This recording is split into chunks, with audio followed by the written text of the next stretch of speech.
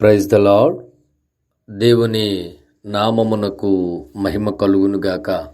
ప్రభువునందు ప్రియమైన మిత్రులరా, స్నేహితులరా, ఈ ఉదయకాలంలో మీ అందరికీ హృదయపూర్వక వందనాలు చెల్లిస్తూ, మీరందరూ క్షేమంగా దీవెనకరంగా ఉండాలని మీ కొరకు ప్రార్థన చేస్తూ అనుదిన దైవధ్వనికి ఆహ్వానాన్ని పలుకుతూ ఉన్నాను. మంచిది. ఈ ఉదయం దేవుని వాక్యాన్ని చదువుకొని ధ్యానిస్తూ ప్రార్థన పూర్వకంగా ప్రారంభిద్దాం. దయచేసి బైబిల్ గ్రంథాలు తెరచి మార్కు రాసిన సువార్త 5వ అధ్యాయము 3వ వచనాన్ని మనము చదువుకుందాం. వాడు సమాధులలో వాసము చేసేటివాడు, సంకెళ్లతోనైనను ఎవడును వాని బంధింపలేకపోయెను. చిన్ని మాట ప్రార్థన చేద్దాం. పరిశుద్ధుడైన తండ్రి, అద్భుతమైన యేసు క్రీస్తు ప్రభువా, దయచేసి ఈ ఉదయం మీరు మాతో మాట్లాడమని, మాకు క్షేమము ఆశీర్వాదము అనుగ్రహించమని యేసు నామమున ఈ కొద్ది విన్నపాలు అడుగుచూ ఉన్నాను తండ్రి.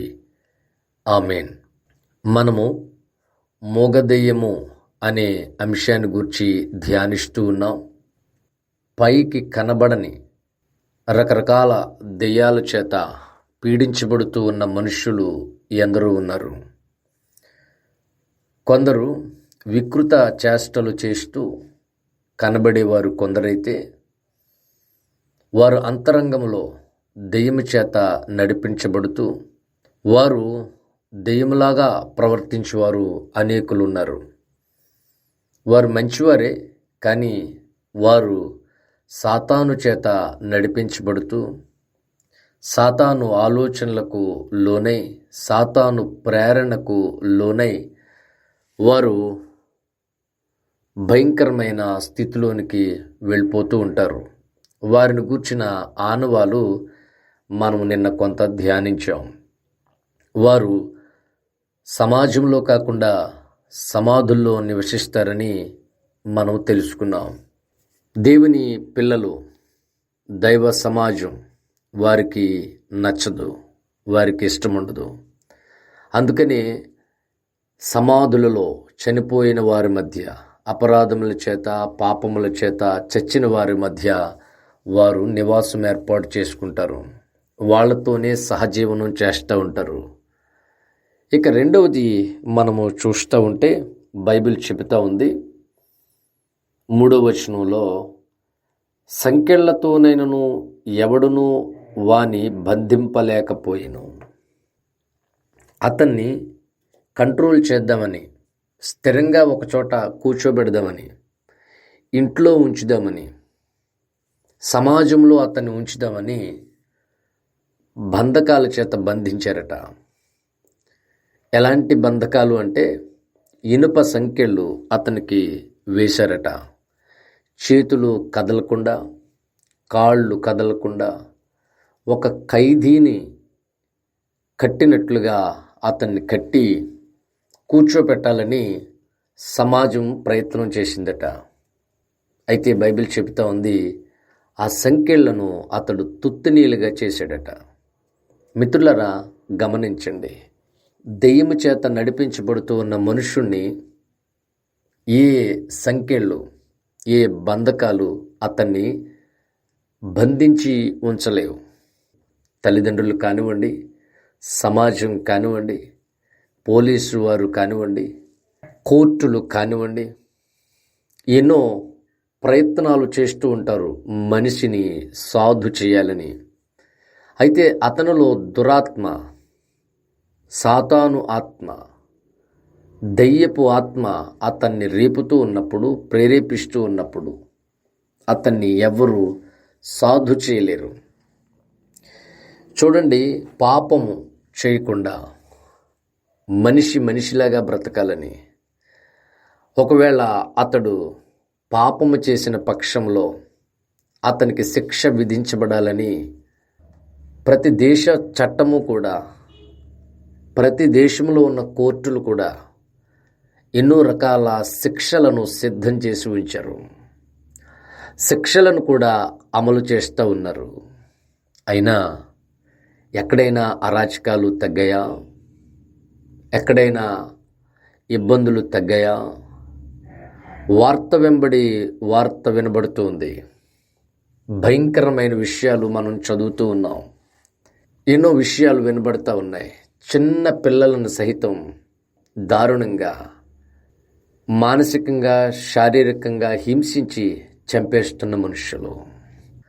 వారికి తెలీదా ఈ పాపము చేస్తే, ఈ రకంగా ప్రవర్తిస్తే కోర్టు శిక్ష విధిస్తోంది, పోలీసులు కొడతారు, గవర్నమెంట్ ఊరుకోదు, సమాజం ఊరుకోదు అని వారికి తెలీదా? వారికి తెలుసు. కానీ సాతానుడు ప్రేరణకు వారు లోనై ఈ బంధకాలన్నీ వాళ్ళు తుత్తునీలుగా చేసేస్తూ ఉన్నారు. తల్లి తిట్టినా పట్టించుకోడు, తండ్రి తిట్టినా పట్టించుకోడు. ఒక్కొక్క వ్యక్తి ఇంటిలో తల్లి చనిపోయేలాగా ఉంటుంది. కాళ్ళ వేళ్ళ పడి అడుగుతూ ఉంటుంది, నాయనా నువ్వు అలా త్రాక్కో, నువ్వు అలా వెళ్ళకు, వాళ్ళతో స్నేహం చేయకు.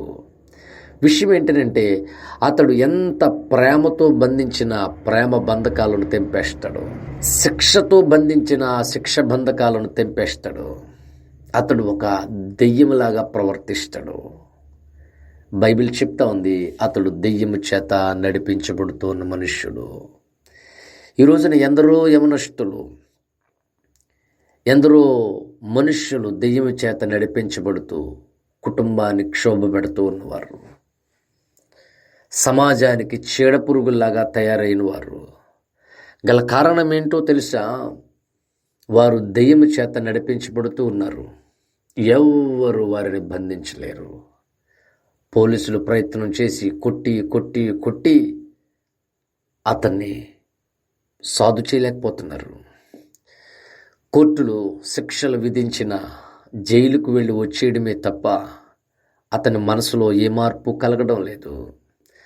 సమాజం అతన్ని దారుణంగా చూచినా, ఇతడు హంతకుడు అని, ఇతడు నేరస్తుడు అని రకరకాల మాటలు మాట్లాడినా పట్టించుకోకుండా అదే పెద్ద హీరోయిజం లాగా, అదేదో పెద్ద గొప్పతనం లాగా, వాడేదో సాధించినట్లుగా వాడు నడవడానికి కారణం వాడు సాతానుడి చేత నడిపించబడుతూ ఉన్నాడు. వాడిని ఎవ్వరూ బంధించలేరు. పెద్దల మాటలు బంధించలేవు, తల్లి మాటలు బంధించలేవు, సేవకుల మాటలు బంధించలేవు, ఈవెన్ శిక్షలు కూడా వాడిని బంధించలేవు. సంకెళ్లను సైతం తెంపేస్తున్న మనుషుడు. ఎందుకు వీడిలాగా తయారయ్యాడు అంటే వాడు మంచోడే పాపం, కానీ దెయ్యపు ఆత్మ వాడిలో ఉండి ఈ అరాచకాలు చేయిస్తూ ఉంది. దెయ్యం చాలా చెడ్డోడు. వాడు మనిషిని నాశనం చేయాలని రకరకాల ప్రయత్నాలు చేస్తూ ఉంటాడు.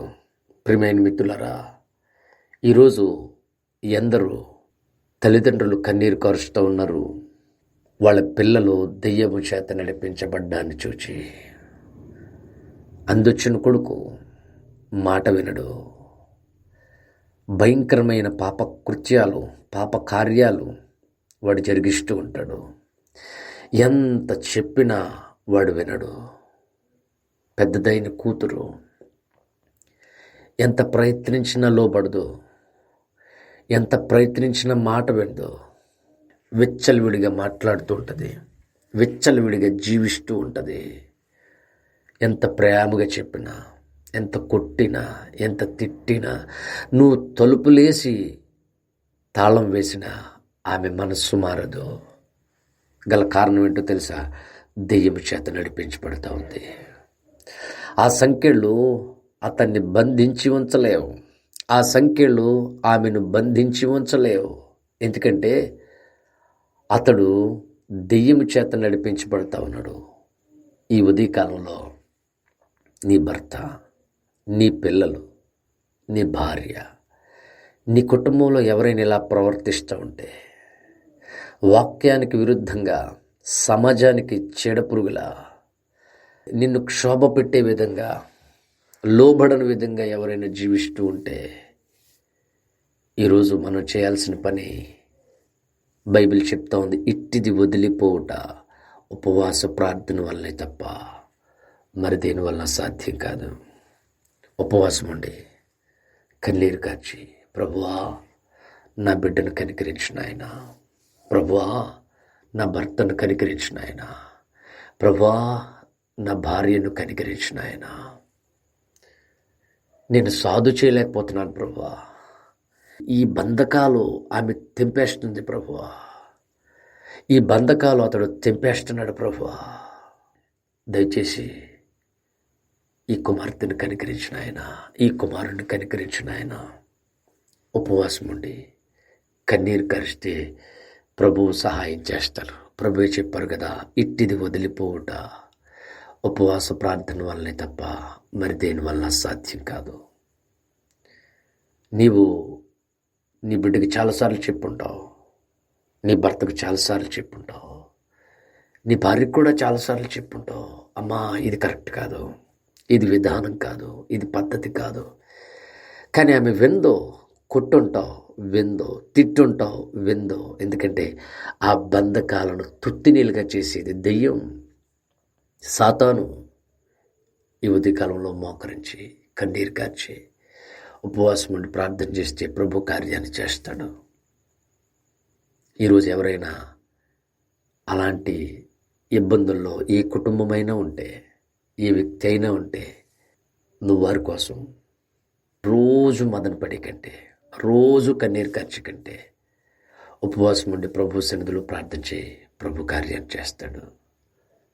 ఈరోజు ప్రభు అలాంటి భారాన్ని, అలాంటి ప్రార్థన జీవితాన్ని మనకు అనుగ్రహించాలని ప్రార్థన చేద్దాం. దయచేసి తలలు వంచండి, కళ్ళు మూసుకోండి, ప్రార్థన చేద్దాం. పరిశుద్ధుడు అయిన తండ్రి, అద్భుతమైన యేసుక్రీస్తు ప్రభువా, ఇదిగో ఈ ఉదయం ఎందరో యవనస్తులు సాతానుడి చేత నడిపించబడుతూ తండ్రి మాట లెక్క చేయక, తల్లి మాట లెక్క చేయక, గురువుల మాట పట్టించుకోక, సేవకుల మాటకు లోబడక, ప్రభుత్వానికి వ్యతిరేకంగా సమాజానికి చీడపురుగుల్లాగా దెయ్యపు ఆత్మ చేత నడిపించబడుతూ ఉన్నారు ప్రభువా. అలాంటి వారిని కనికరించు స్వామి, అలాంటి వారిని విడిపించు ప్రభువా, అలాంటి వారిని రక్షించు ప్రభువా. ఈ ఉదయం వ్యక్తులను కట్టండి, కుటుంబాలను కట్టండి, మా జీవితంలో మెరుగైన సమాజాన్ని మాకు అనుగ్రహించండి. యేసునామాన్ని అడుగుచూ ఉన్నాను తండ్రి, ఆమేన్.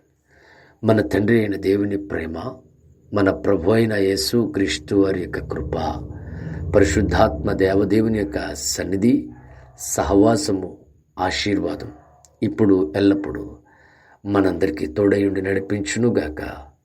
ఆమేన్, ఆమేన్. Praise the lord. May God bless you. Thank you.